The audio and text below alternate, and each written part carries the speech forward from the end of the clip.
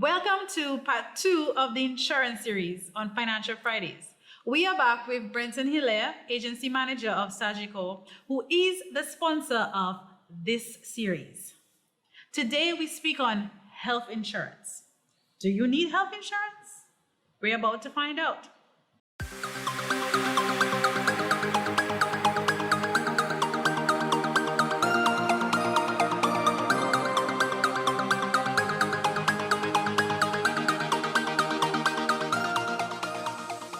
A key takeaway from part 1 is that insurance may be more affordable than we actually think it is, but we need to have the conversation. Welcome back, Brenton. It's nice having you again. Thank you for having me. We're going to talk about health insurance, something I know many of us in Dominica and the region, we need. We established that insurance is a need. Definitely. When I went for insurance the first time, the first question I asked my advisor was, how much money do I get back?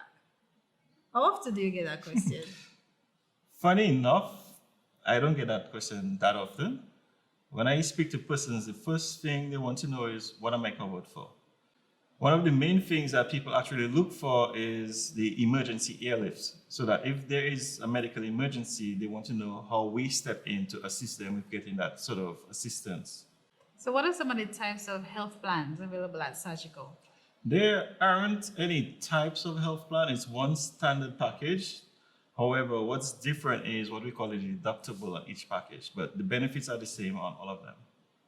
It's funny you mentioned benefits. What are some of the perks and benefits to having health insurance? I know- always look for the value in things. So what can I get? No, it's a very dangerous statement to say it like that, because when you think about health insurance and perks, you're asking yourself to get sick.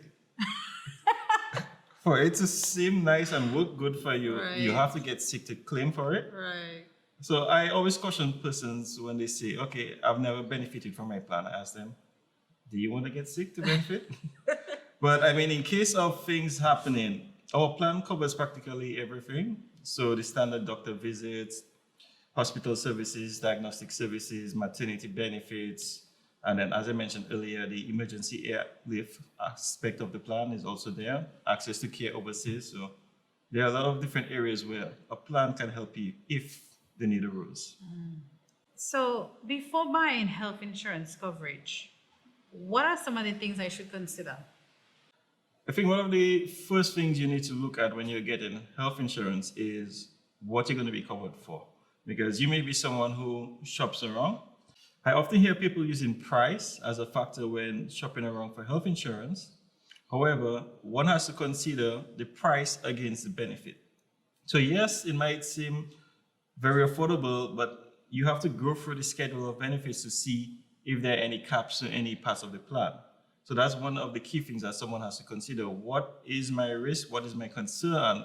How does this plan help me in mitigating those risks? But a lot of people usually discover they have underlying conditions when they apply for insurance. What is a pre-existing condition? Because I think a lot of people, they're not too familiar with that.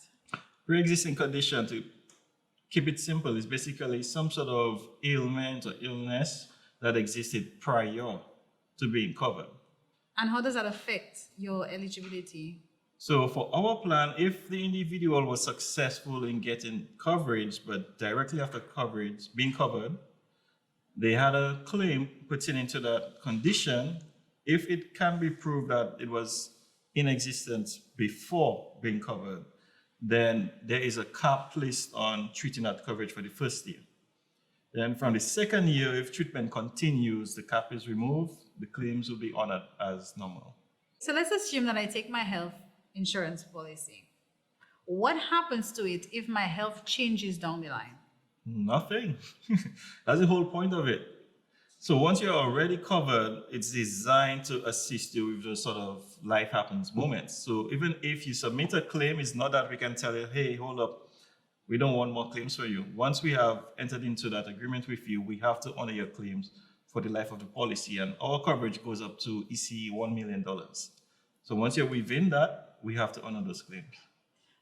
It's interesting to hear you speak of the coverage of claims. Normally, when we speak of claims, we think of the traditional illnesses that one can get covered for.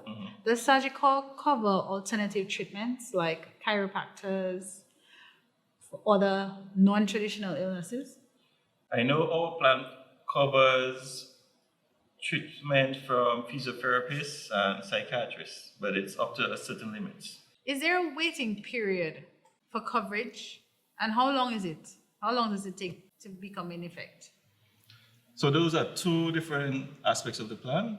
In terms of a waiting period for coverage, once you are covered, you can submit a claim for medical expenses one time.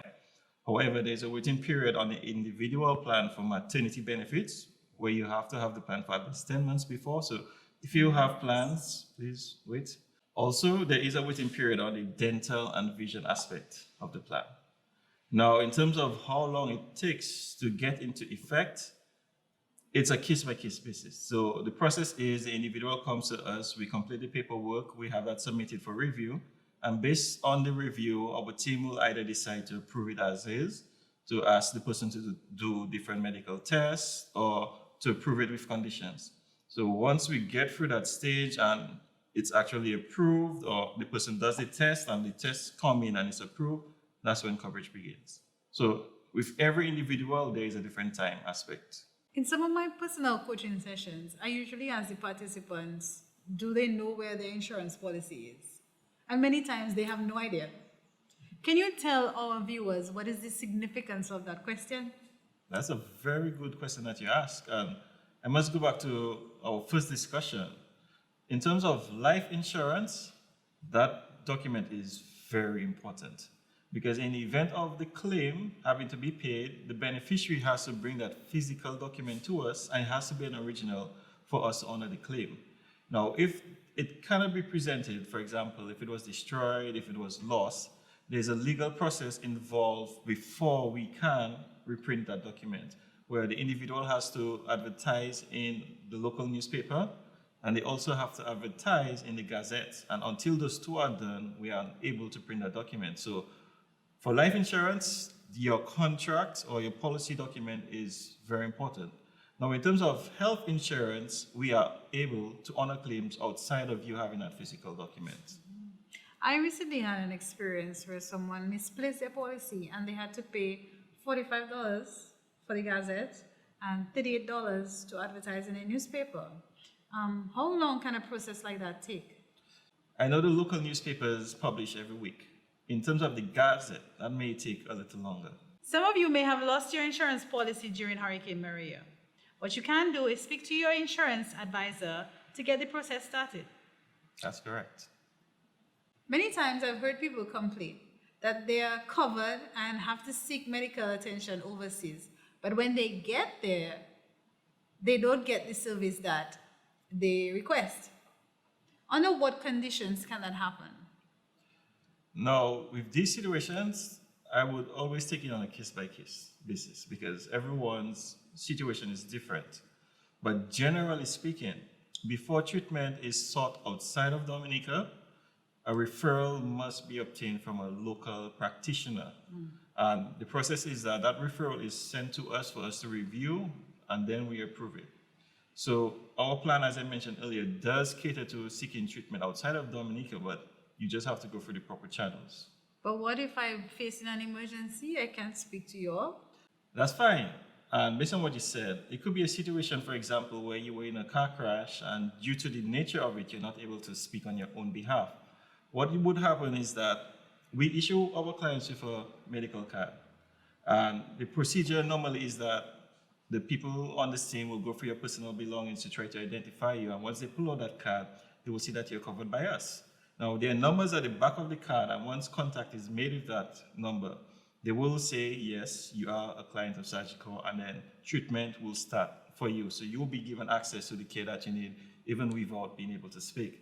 And in the process of having the individual shipped out of Dominica for medical treatment, we take care of that administrative headache. So your family is able to relax, focus on thinking about you, while we work with the hospital, and the hospital in turn work with another hospital to receive you. I told you they're the best insurer. Do you know where your insurance card is? You speak about insurance claim. Is there a limit to the number of claims that I can have during a year? No. I can claim as many times as I want. As I mentioned, the plan gives you coverage up to EC $1 million. So once you're within that, you can claim. But I don't want you to claim just for the sake of claiming. You sound like you want to be sick. No, no, not at all. Not at all. We want to be healthy around here. We just want coverage. Correct? Right, that's correct. Right. Some people may have lost their jobs during the pandemic. They hold policies, but they now realize they can no longer afford the premiums. How has Surgical assisted them? How can Surgical assist them? Do they have to cancel their insurance policies? I would say no, not upright. Now, there are different things that can be done with a policy to sort of make it more manageable, given the circumstances that you just mentioned. Key thing is having a conversation with the advisor so that they can assess the plan to see what's possible. So, for example, with life insurance, if you're insured for, just using a figure, $1 million, and due to the pandemic, your income is affected, you could look at reducing the coverage to a lower amount to reduce the premium so that it can stay within your new circumstances. Also, if there are any additional benefits on the plan, you could also look at removing them for this point in time to reduce the premium. So options are available in the same way with the health insurance. If you have a low deductible, you can actually increase the deductible to reduce the monthly cost. So those are options available. But outside of that, as a company, during the pandemic, we decided to give our clients 5 months grace. So it will allow them some time to catch up. Okay. That's interesting because as a small business, I would have employees who would be facing certain circumstances for one reason or the other, that they can no longer afford their insurance policies. As a small business, am I required to offer my employees health insurance coverage? It's not a requirement, but highly recommended. And that's what we call group health and life insurance. So it's a setup where the company itself owns the plan and the employees are members on the plan. And it goes back to some research that has been done in that area when it speaks to how can a company motivate its employees to work harder, to be more committed to that institution. Now, from the top of our mind, when we hear motivation, the first thing our mind wants to go to is money. But what that research actually found out was that employees are more motivated by benefits than money. So having a health insurance plan in place can actually get your members of your team to be more productive. Now, let's go a little bit deeper. In terms of having this benefit in place, we have situations sometimes where employees are present, but absent at the same time. What does that mean? So you have someone who comes to work because they're legally required to be at work, but they have some sort of illness or ailment dealing with. So they're here at the desk, but their mind is elsewhere. Now, if they had some sort of medical coverage or medical benefit in place, they may have been able to go and seek treatment earlier so that you know that once they are there, they're giving you the full amount, that is even more than you would have expected from them. So having a group medical plan in place can actually benefit your company and make your company more productive in the long term. Now, in terms of the requirement, all you need is just 5 employees to start a plan like that. Nice, nice. Now, as an employee myself, let's assume that I am covered under my company's group plan. Is that enough insurance?